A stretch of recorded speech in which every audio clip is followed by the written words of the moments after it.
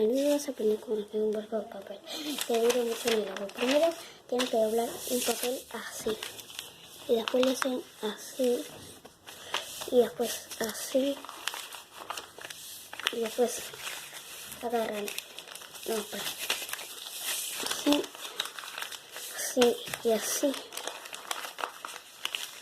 y así, y ahora agarran estas dos partes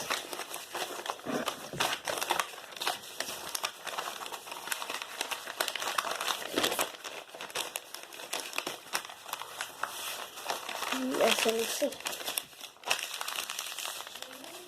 Ahora tienen que doblar dos, así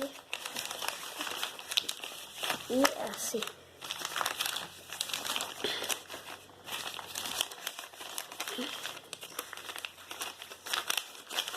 Y le dan vuelta todo.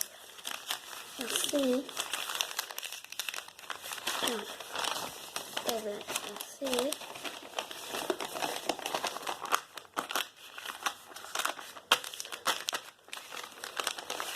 Así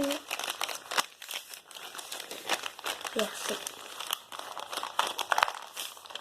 Y ahora así.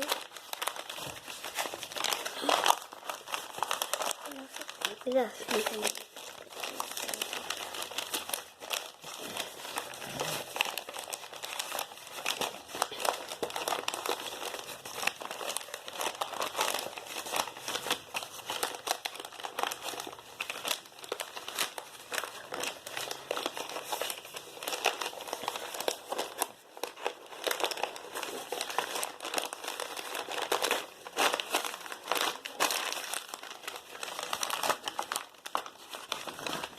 y así nos tiene que quedar el barco de papel.